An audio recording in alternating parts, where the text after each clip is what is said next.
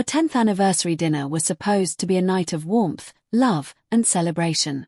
Or at least that's what I believed when I booked the private dining room, arranged the candles, ordered her favorite dishes, and wore the suit she once said made me look irresistible. I walked in expecting nostalgia and romance. But the second I saw the extra place settings my wife had ordered behind my back, I knew something was wrong, something rotten, something planned. She stood there in a shimmering gold dress, smiling a little too brightly, her eyes avoiding mine. And then the door opened behind me. Her ex walked in like he belonged there. That was the moment my heart didn't break. It hardened because I had already seen the messages. I knew she had invited him, and I had already decided exactly how the night would end. She rushed toward him with forced enthusiasm, greeting him like some long-lost treasure. She expected me to explode, to cause a scene, to embarrass myself, to show jealousy so she could call me insecure. But I didn't give her that satisfaction.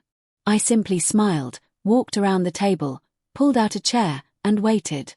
She didn't know that I'd spent the last week uncovering the truth her ex had conveniently left out. The truth she thought could stay hidden. She didn't know that the man she was trying to impress was already drowning in a problem bigger than either of them could handle. And she definitely didn't know who else I had invited. Her ex sat down trying to act confident, but he kept glancing at me nervously like he felt something was off. Something watching him, something waiting. My wife leaned in close to him, her voice sweet and performative, clearly trying to make me jealous. "We were just catching up," she said dramatically, touching his arm. "He's been such a good friend." The lie tasted bitter even in her voice. I replied calmly, "Oh, I know all about your catching up." Her hand froze mid-air. Her ex choked a little. And before she could ask what I meant, there was a knock at the door. The private room went silent. Even the candles seemed to stop flickering. My wife looked confused enough to panic. She clearly hadn't invited anyone else. The door slowly opened. And there she was, his wife, 8 months pregnant. Exhausted, hurt, but strong, she walked inside with quiet dignity, one hand on her belly and the other holding the printed screenshots I had given her earlier that day. My wife's face instantly drained of color, like the blood in her body had suddenly remembered it had somewhere else to be.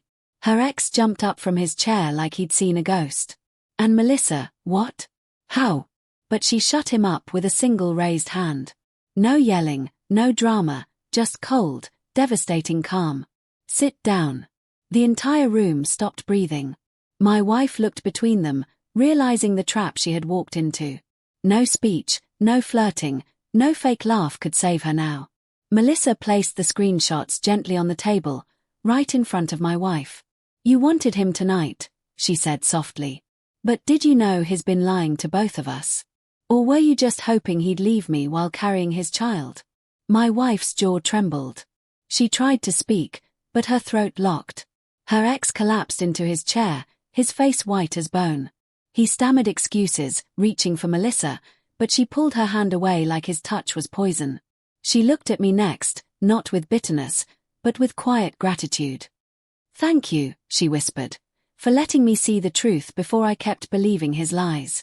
And just like that, the real story of the night wasn't my wife's betrayal anymore. It was the man she tried to impress being exposed in front of everyone she dragged into this twisted fantasy. My wife finally whispered, "Elliot, please. This isn't." But I held up a hand, mirroring Melissa. "Sit," I said calmly. She sat today. She didn't breathe. She didn't blink. She just stared at the table, consumed by the realization that she had invited her ex to destroy our marriage, only to destroy herself. The restaurant staff standing outside froze as Melissa read out every message he had sent my wife. Every lie, every promise, every late-night text, and the worst part, my wife listened to it all in silence, knowing she had played directly into a man who didn't even want her, only used her.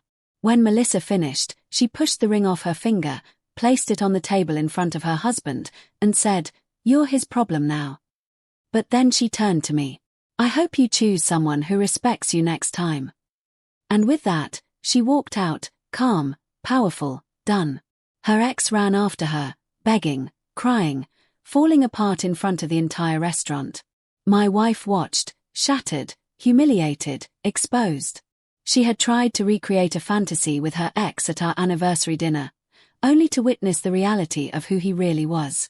When the door finally closed behind them, she turned to me with red shaking eyes. "Elliot, why? Why did you do this?" I leaned back in my chair, completely calm, completely finished. "You invited betrayal to the table," I said. "I just brought the truth to join it." She covered her face, breaking down right there. The night she thought would make her feel powerful became the night that destroyed the illusion she built. And as I stood to leave, I said the last line she never expected. "Next time you want a different man at our anniversary dinner, invite him to your new address."